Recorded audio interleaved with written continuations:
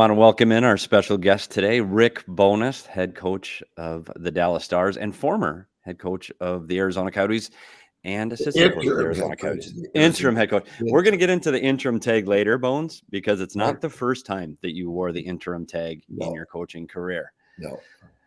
First off, we just wanted to start with last night's game. I mean, we are here for the Coyote fan, and most of us watched the game last night. So can you give us your thoughts on the Coyote Stars game from last night? Well, I'll tell you what, for 40 minutes, they made us, they played a very solid game. They were right on top of us. I know it looks slow probably from the fans' perspective, but they were right on top of us, and we couldn't find any open ice. And they made it really hard for us to get our game going. And the third, we got that second goal, and that kind of opened the doors up a little bit. We started creating more offense. We started spending more time in the O-zone. But give them a lot of credit for hanging in there with us for 40 minutes. That's twice we played them. We barely beat them in Arizona. It was 3-2, and they made it very hard for us last night. So the team is playing very, very hard, and they're hard to play against. We found a way to get that cushion of a goal in the third period, and then that opened the doors a little bit more for us. Rick, 7 straight wins for this team now. What's clicking for the Stars right now? Well, for the most part, it's been the Rupe Hintz, Joe Pavelski, and Jason Robertson line scoring a lot of goals for us. And our goaltending has been much better during that stretch. Both goal scoring for the team and goaltending early in the year was a little inconsistent. We just couldn't get it going in the same game. But for the last probably 10, 12 games, it's been a lot better. Goaltending's been solid. Rupe's line has been scoring goals. And the difference last night was the Jamie Benn line scoring 3 goals for us. So we need, and one thing I've been preaching about for the last week as we're going on a tough road trip this week is we've got to get more balanced scoring. And we got it last night from the Jamie Benn line. But the 7-game stretch, a lot of it, Rupe Hintz line, 2-3 goals every game. And the specialty teams have been good. So it's been a combination of things. Yeah, and you look at the standings now, and you're finally above that double playoff line, tied with Colorado. It's a good hockey team, Bones. I mean, you're deep. You can get scoring from all different places. Your goaltending's been solid, and you got some skill in the back end. All the things the Coyotes are hoping for in the years to come. So wish you it's coming. You know what? We wish you the best of luck in the playoffs. Sorry to interrupt. No, a little rough around here right now, Bones. Yeah, it's been a tough go, Bones, but people are believing in it, so we'll get there. Hey, we just celebrated. I know Craig wrote an article about celebrating your 2,500th game behind the bench in the National Hockey. First of all, that's an absolutely incredible number. Like I'm exhausted literally just thinking about that. It's so tiring. And for people that don't know what this lifestyle is like, it's planes, trains, automobiles, no sleep, hotels. It is hard. How physically, Bones, how have you been able to get through 2,500? I look after myself, especially as I'm now in my 60s, mid 60s. I like to run, as you know, Petey. I like to run, and it's good for mentally and physically. It keeps me fit because at 66, I want to make sure every day I come to the rink with positive energy and enthusiasm, and I'm not going to let these younger guys have more of that than me. So I'm going to make sure I look after myself and bring the energy and bring the enthusiasm every day. But I guess the whole thing is, I love the game like you guys do. It's been a passion of mine. My dad played in the Montreal Canadiens farm system for a couple of years. He passed along a passion for the game for me, and I've always had it. And I think that's what drives me and keeps me going today. You look at all the teams I've coached, and as you know, Petey, people say, okay, he's coached a lot of teams.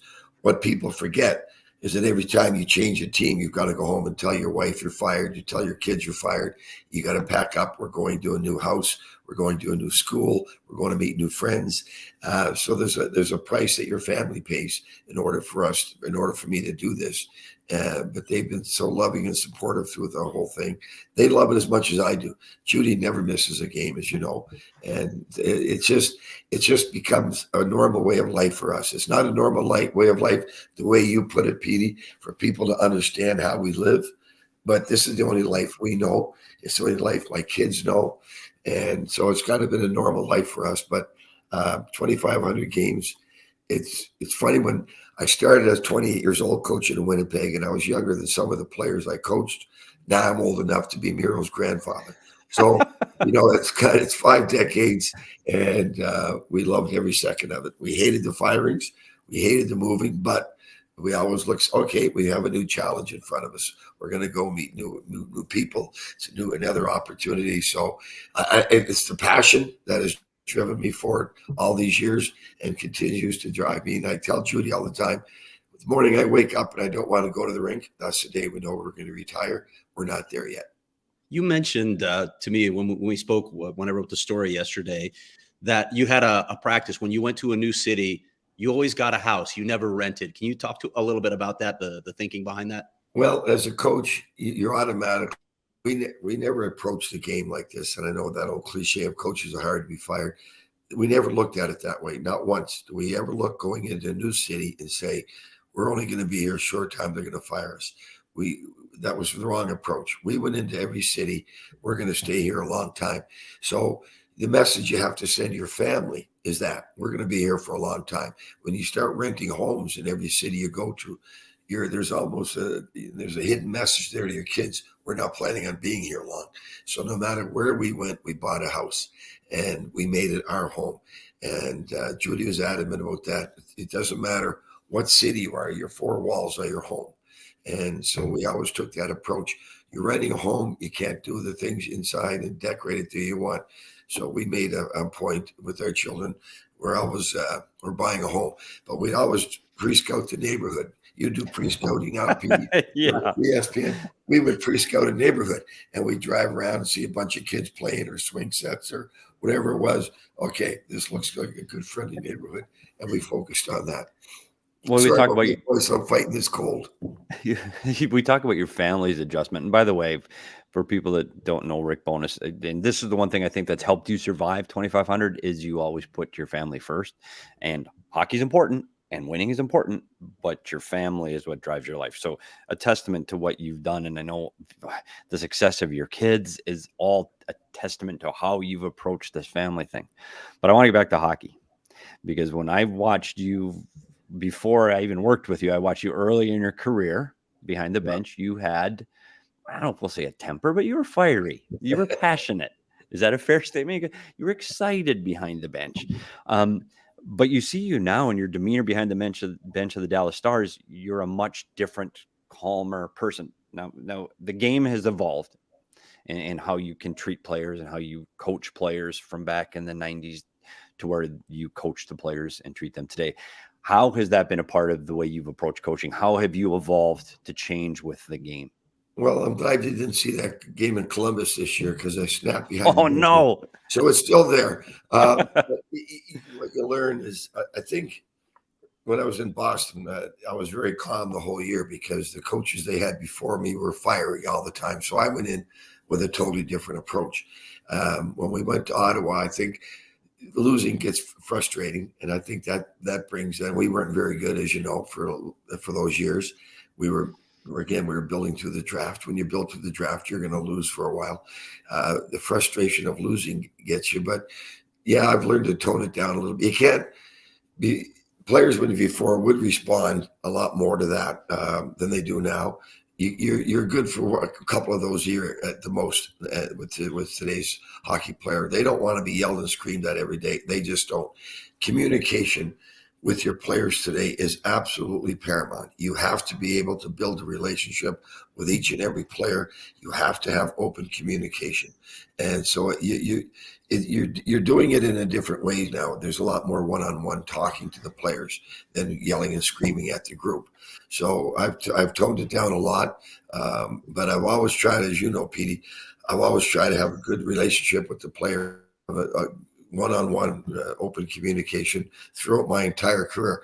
I've always taken the approach of coaching that I want to coach the way I want. I will coach the way I want it to be coached. And I wanted the coach to be honest with me, upfront with me. Just tell me what I'm doing wrong. Just work with me and make me a better player. So the communication is absolutely huge in today's game with this younger generation and the yelling and the screaming.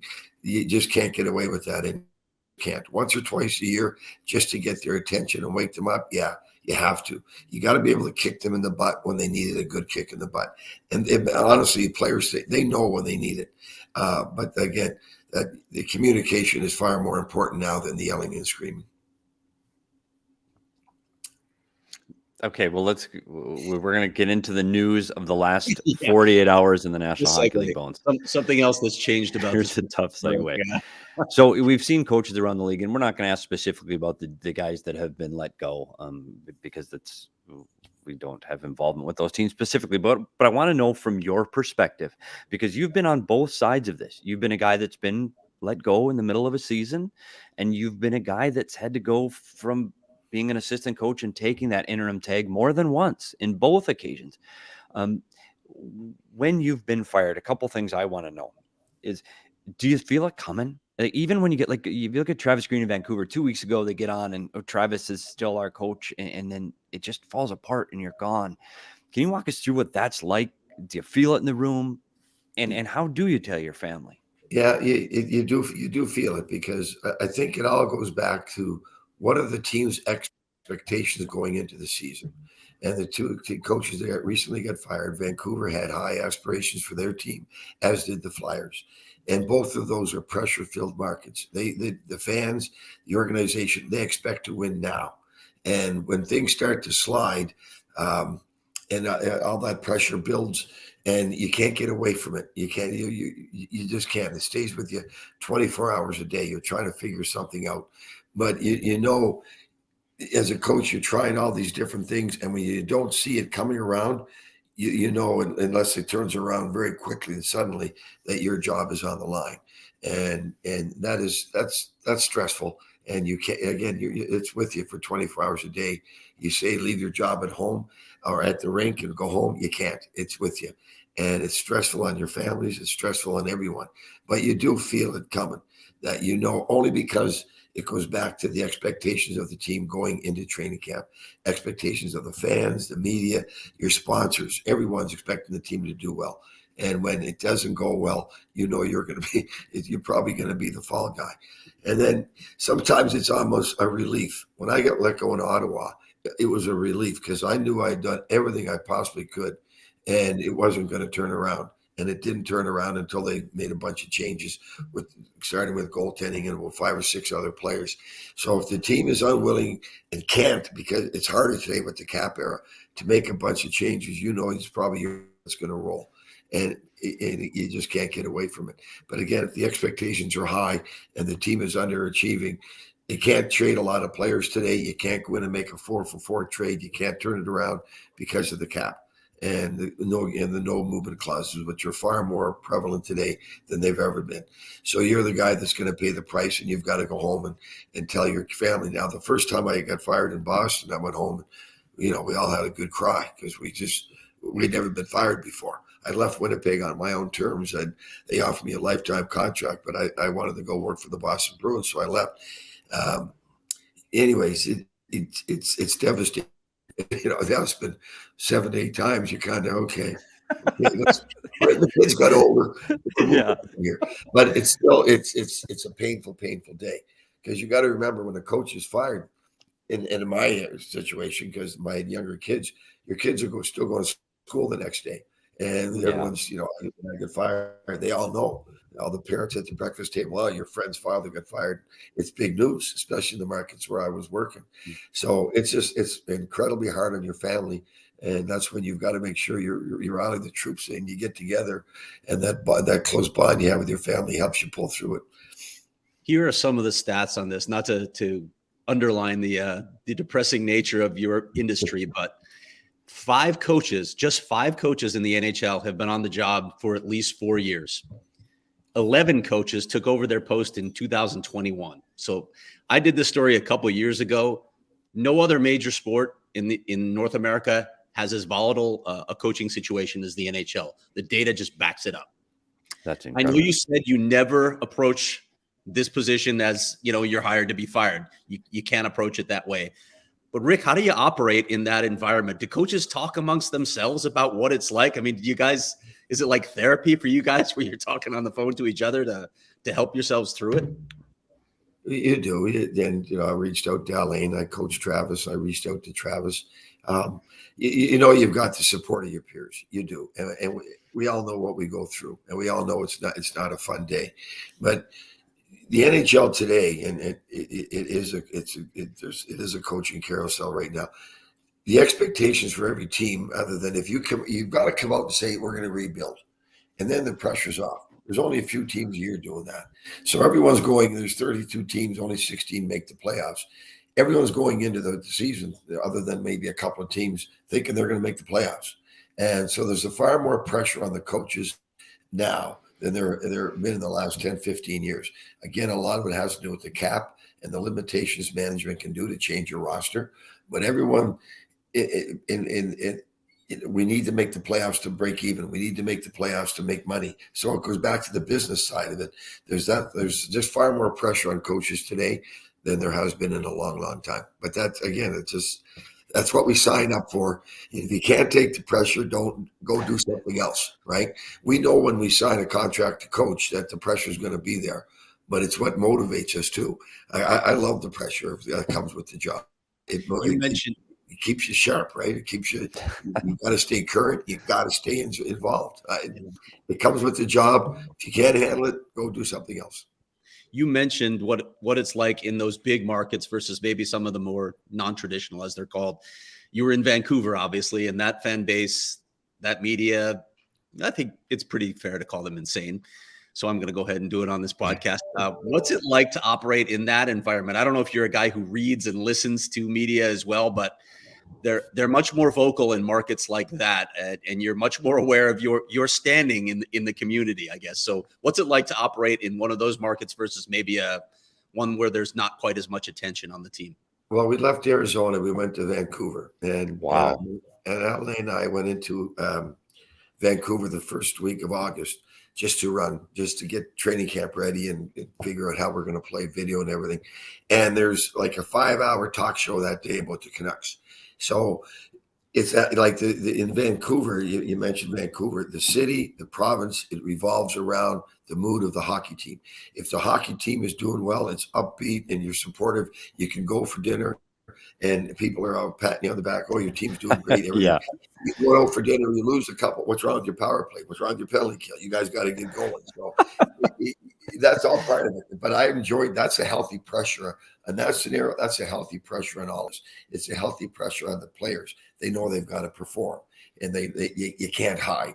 You can go to some markets, you can lose 5 or 6, or you can hide. You go to those markets and in Boston and Philly and these markets, you're not hiding, and people want to know what's wrong with your team. But again, that keeps everyone tuned in, and it's pressure on us. So those markets are tough, but they're also, when you're winning, there's no better place to be, because the whole, you can feel the vibes that, everyone's excited about the team. When we went to the playoffs in Vancouver, you had all these flags driving around, and you couldn't get away from it. But everyone was so excited about the playoff run we were on, and you love it. That's what we all, that's what we sign up for. The excitement that comes with winning, the excitement that comes with getting into the playoffs. So Mike Yeo wakes up in Philadelphia one day as the assistant coach. The next day, same team, same staff, same bench, but now he's the head coach. And you've been through that. I've counted more than once on that one too, Bones. So yeah. I counted 4 times. Winnipeg, New York, Arizona, and Dallas. Winnipeg. You're right. Yeah. So that emotion. Your homework, buddy. I'm trying this. This media thing's tougher than you think, Bones. Holy cow! Finally, somebody says it. I know, but you look at that, and I've always found that interesting, because you were there from the beginning of the season. You were there through training camp. You've helped build this product, as it were. Like, you're a part of the culture. You're a part of the day-to-day, and now you're in charge of it. Like, what's that like that morning? Like, you've got to feel something for your comrade who has just been fired, but now you're the guy. Now you got to do it your way. What's that like, waking up that morning? Well, I'll give you the 2 examples. The last 2 are obviously Phoenix and Dallas. In Phoenix, we worked closely together, and that was hard when they let Bobby go. That was really hard. The team at that point, they were, as you remember, they're okay. The season's over. We're going to sell our players. We're getting rid of guys. Mm-hmm. So you're going into that scenario, and it goes back to what I talked about earlier. As a coach, you've got to build strong relationships with your players. You do in today's NHL. So it helped that I had built relationships with a few of the guys, and they could see what was happening. So I'm taking over that team, knowing, okay, we're going to sell these players. We got to trade. We'll worry about next year in the summer, and we'll build a team in the summer. So now you've got to go in there, and it's like you've got to motivate your team and say, okay, yeah, I know we're losing all these guys, but we still want to win. So that's a tough scenario for anybody, especially when you've been working closely with the guys, and everyone. You're saying all the right things, but everybody can see what's happened. They've given up on the season. They're preparing for the next year, and you still have to go in every day, positive, reinforce everything you're trying to do to win hockey games. The difference here in Dallas when I took over was the team was playing really, really well. And it's the first job I've taken over that the team was playing really well. There was off-ice issues involved with the coach here. So I took over a team that was playing really well. And I didn't have to make any changes. And the team was on a roll. The team was motivated. So I didn't have to come in worrying about, geez, we got to change the forecheck. We got to change this. We got to change that. I didn't have to change anything.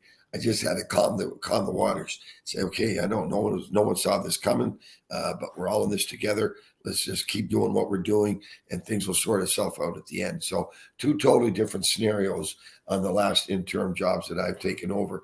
This one was far easier because we had a good team, and Yeah, we were winning, and we weren't giving up on the season. We were pushing for it to the playoffs. Mikey O's scenario, that's a tough one because he didn't even have a day to practice with the team. So now a lot of that would have depended on his relationships with the players prior to taking over that morning. And if you have a good rapport with the players, you know they have your back and they're going to do everything that they can to help you out. And so that's important. But but you need a couple of days to climb yourself with the job. All of a sudden, there's more demands on your time. Media are coming at you, players are coming at you, trainers are coming at you, medical staff's coming at you. You got all these different people coming at you. As an assistant coach, I got the D, I got the penalty kill. Yeah. Right? Yeah. You got all these people coming at you. So, and again, he didn't have any time to come in and do a different practice or do anything different. So I hope they give him some time to straighten that out over there. And I look at through this interview, Bones, one thing that people can notice and hear in your voice, one is the passion of the game, and two, you're smiling, you're happy. And I want to say this too, this is what's carried you through 2,500 games. And I was with you, worked with you during an incredibly difficult time with a really bad hockey team that just couldn't win. And at the rink, yeah, you're focused on hockey. You were all about the hockey. Don't deny that you didn't put in the work, but you were always able to step away from it and smile. And we were in the bubble a year ago. That was the last time I worked. And you would pop into our coach's room before a big game and you'd just say something light and funny and smile. And remember, this is a game. And you really enjoyed your time. And you can see it coming through here. And I just want to say that I'm so fortunate to have been a part of that and have you as my mentor to follow you through. Hey, it's okay to smile and laugh. Even though we're losing, it's okay. Have fun. Go have a beer. Yeah, well, that's one thing I always tell my players. I want my players to come to the rink and enjoy the day. It's a game, and we're lucky to be playing a game, and it's a sport, and we're lucky to be the livelihoods that we're given and the lifestyle that we're given by playing a game. You've got to enjoy it. It can't be a torture every day. You can't be pounded every day. You got to have some fun. I've always wanted the players to look forward to coming to the rink and having a little fun. And it gets harder when you're losing. I get that, but never take your eyes off the fact that how lucky we are. It's a blessing to be every day, even after 46 years around this league. It's a blessing for me today just to be everything. I'm going to go to the rink today and do some work. We're going to fly to Vegas and play tomorrow night. It's a great lifestyle, but you got to have the passion because of all the ups and downs, and that's really the only thing that's carried me over these years. I'm not the smartest guy in the world, so I got to bring something to the table. I got to bring passion. I got to bring energy, and I try to do that every day. But we're lucky to make a living playing a game, and you never ever can take your eyes off of that. Rick, everybody I talked to for the story I wrote just talks first and foremost about what a good human being you are, which says a lot when when that's the first thing everybody goes to. Because let's be honest, in the final analysis, that's the thing that matters the most. I love this quote from Shane Doan, and I'll read this just before we transition into some more fun stuff. If you're going to stick around the game for as long as Bones has, you have to love the game and people have to like you. If you have those two things, you have a chance. But then, of course, you have to know what you're doing. And Bones obviously knows what he's doing. He was coaching in Ottawa when I came into the league. 4 years after I retired, he's still at it. It's a great quote. Sort of summarizes who you are, in my opinion. Yeah, but it goes back to what I was saying. I mean, this is anybody that's worked in any job. It's hard. It's hard to go to work every day. And if you can't do it with a smile, you bring it home to your family, and then everybody's grumpy, and it's just miserable. It's bad on your health. It's just everything is bad. So, Bones, he talked about how you want to be. I'm out of the game right now, and I don't want to be remembered for. I want to win. Trust me, I wanted to win. I want my name on the cup. Who doesn't? That's ever worked in this business. But when I leave, I want people to go, God, I liked working with that guy. It was fun. And for you, Bones, I hope you hoist that Stanley Cup over your head. I swear I do. I want that for you so badly.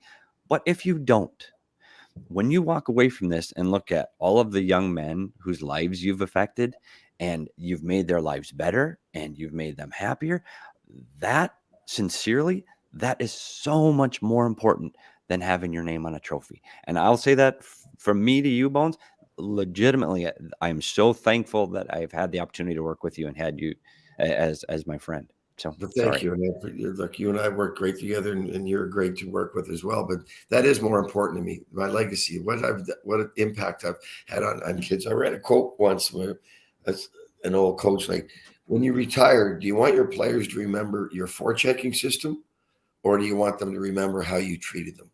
And I would much prefer to be treated. He treated me like a man. He treated me well. He was honest. He was upfront. That is far more important to me than do I want my name on the Stanley Cup while I'm still here 46 years trying to get that. It's not going to define me. I won't let it define me. And it's more important to me the impact I have on my players' lives. Just getting that 2,500th game, getting texts from players that I coached 10, 12 years ago.